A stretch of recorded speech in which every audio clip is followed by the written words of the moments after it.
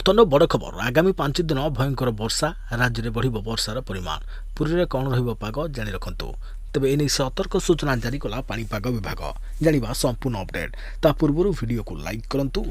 जदि पार्टी आपंकर सांगसाथी मानक वीडियो को शेयर करनी जदि फ्रेंड्स आपण मैंने आमर ये चैनल नुआ ही वीडियो देखुं पूर्व केवे भी सब्सक्राइब करना तेज निहाती चैनल को सब्सक्राइब करने सहित पाखे आसुवा बेल आइकन को बजाय रखिता तेज रथयात्रा बेले सारा राज्य में वर्षा स्थिति स्वल्परू मध्यम धरण वर्षा आकलन कर आंचलिक पाणीपाग केन्द्र आसंता काली गोटे दुईटी स्थान में प्रबल वर्षा होगा नहीं आकलन होती येलो वार्निंग जारी होइछे सेपटे विलंबर मौसुमी सक्रिय होइथारु चाष काम देखा देइथार समस्या चलित मास वर्षार भरण हो पारे रथयात्रा बेले सारा राज्य में वर्षा स्थिति स्वल्परू मध्यम धरण वर्षा आकलन कर आंचलिक पाणीपाग केन्द्र तेज आसंता काली गोटे दुईटी स्थान में प्रबल वर्षा होगा नहीं आकलन कर येलो वार्निंग जारी होइछे सेपटे विलंबर मौसुमी सक्रिय होइथारु चाष काम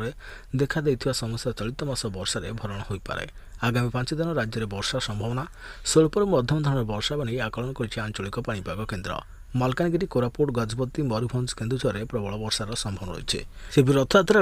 पुरी में भल वर्षा होती तेज जून 1 रु आज पर्यंत राज्य में 198.2 मिलीमीटर वर्षा रेकर्ड कर स्वाभाविक 25% कम तेज अधारू अधिक जिले में नियंटिया स्थिति मात्र 12 जिला को छाड़े 18 जिले में नियंटिया वर्षा रेकर्ड होती तेज सक्रिय घूर्णिबलय प्रभाव में राज्य में वर्षा जारी रही विलंबर मौसुमी सक्रिय होइथारु चाष काम देखा देइथुवा समस्या एही वर्षा रे भरण होई पारे मयूरभंज और बालेश्वर में 60% रु अधिक नियंटिया वर्षा रही तेज यही नियंटिया स्थिति चाष उपर विशेष प्रभाव पकई न पारे कारण दीर्घ वर्ष हेब राज्य को मौसुमी वायु विलंबर आसुचे सेपटे पाणीपागर सूचना मुताबक मयूरभंज केन्दुझर सुंदरगढ़ गंजाम गजपति पुरी खोर्धा रायगड़ा नवरंगपुर और कंधमाल जिलार किसी स्थान में प्रबल वर्षा हो पारे सेहीपरि कोरापुट और मालकानगिरी जिलार केतक स्थान में प्रबल अति प्रबल वर्षार संभावना रही से उपरोक्त जिलागुड़ी पाणीपाग केन्द्र येलो वार्निंग जारी कर 8 तारिख बेलू मालकानगिरी कोरापुट और नवरंगपुर जिले में किसी स्थान में प्रबल वर्षा हो पारे केन्द्र आकलन कर।